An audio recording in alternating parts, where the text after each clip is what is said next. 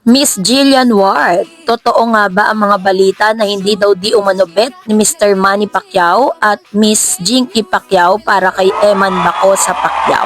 Ang lahat na yan, but before that, if you haven't subscribed yet to my YouTube channel, please don't forget to like, share, and subscribe at hit mo na rin ang notification bell for more showbiz updates. Bago tayo first magpatuloy sa ating updates for today's video, nais ko pong pasalamatan kayo for always watching and trusting this channel. Thank you so much sa inyong laging panonood at palagi ang pagsubaybay sa mga updates po natin.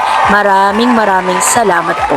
At ngayong araw, pag-usapan natin si Miss Jillian Ward dahil siya po ngayon ay viral, no?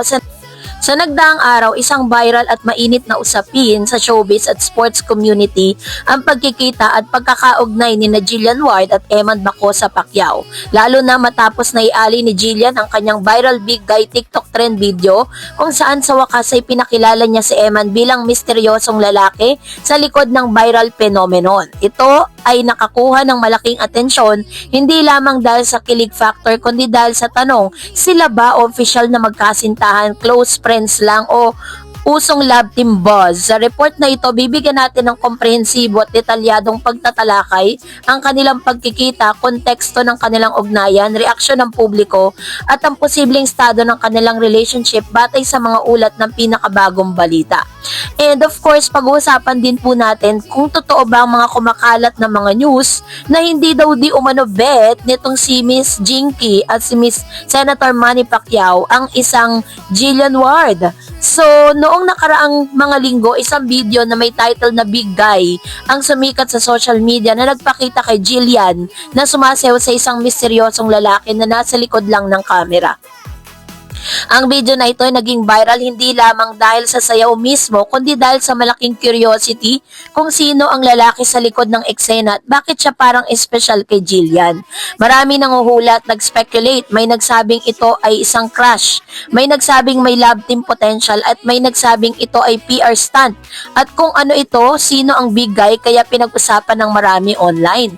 Sa pinakabagong video ni Jillian, official na niyang ipinakilala ang lalaki sa likod ng viral trend. Ito ay si Eman Bacosa Pacquiao, isang batang boksingero at anak ni boxing legend na si Manny Pacquiao. Ang huling video ay nagpakita na ang misteryosong figure na nasa likod ng viral big guy trend ay hindi lang basta any o extra, kundi isang totoong tao na may pangalan at pagkatao. Ang reveal na ito ay nagbigay agad ng interest at excitement sa publiko dahil hindi ito isang ordinaryong pagkatuklas. Hindi lamang niya ito binahagi sa screen kundi binigyan pakita rin ang pagkakasama nila sa isang sweet sa mga sandali sa isang video clip kasama ang boksingero.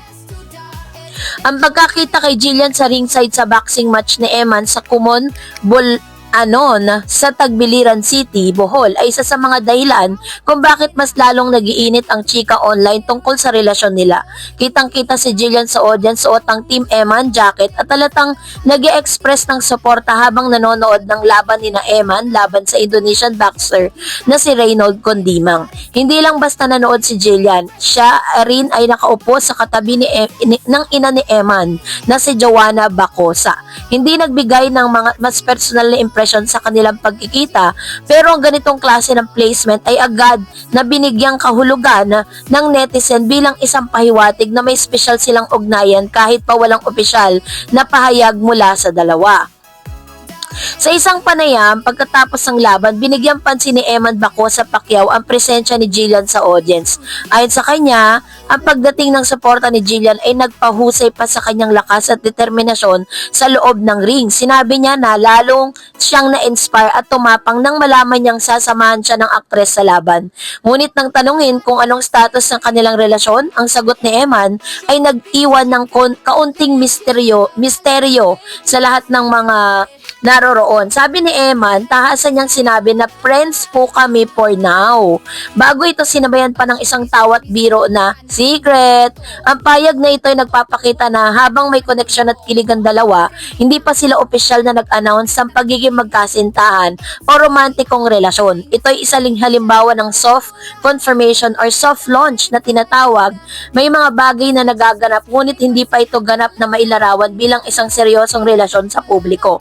Pero Pero hindi pa man po, no? Wala pa man pong confirmation coming from Miss Jillian Ward at Mr. Eman Bacosa Pacquiao ay ang dami na po mga intriga na naglalabasan. Meron po mga fake news na naglalabasan na tila sinasabi daw di umano na direktang sinabi ni Senator Manny Pacquiao and Jinky na hindi sila boto dito kay Jillian dahil sa kabi-kabilang intriga na kinasasangkutan nitong si Miss Jillian Ward. If you remember, meron po kasing ilang mga news dati na parang nalink po siya sa pangalan ng isang governor, no, si Chavit Singson. Sinasabi nila na si Chavit daw di umanong sugar daddy ni Miss Jillian na bagay na kanyang itinanggi sa kanyang interview kay Mr. Boy Abunda.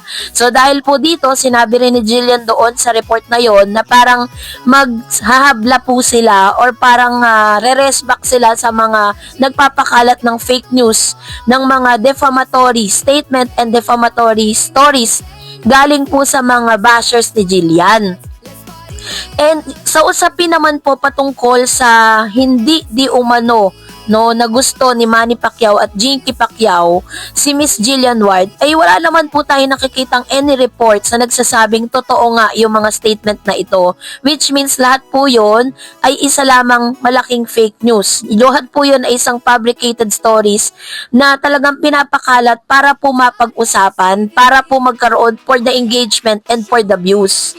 So ang pinakamasakit lang dito is hindi pa man po sila umaamin sa publiko ay kabi-kabila na ang kumakalat na mga intriga patungkol kay Eman tsaka kay Jillian. Number one, ano naman po ang magiging say ni Mr. Manny Pacquiao sa kung sino man ang pipiliin ng kanyang anak na si Mr. Eman Bacosa?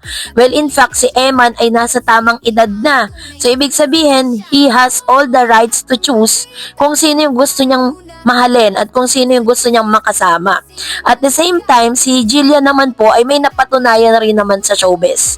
So, si Miss Jillian po isa sa pinaka most followed celebrity po sa Philippine showbiz. At makikita natin yung kanyang mga engagement, yung kanyang mga projects na talagang masasabi mong successful siya sa kanyang pagiging artista. Kaya naman wala naman pwedeng parang maisumbat, no, or parang masasabing parang makikitang mali dito kay Miss Jillian Ward, no? At nakikita rin naman natin na pares din silang single.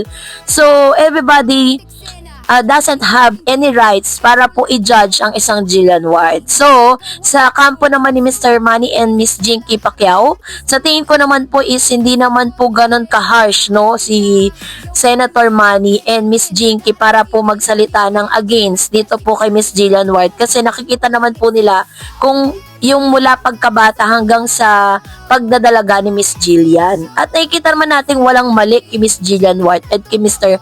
Eman Bacosa. So that's it for today. For more videos and updates, please don't forget to like and subscribe, and please don't forget to follow my Facebook page, Dar Eds TV and Dar Eds channel. God bless everyone!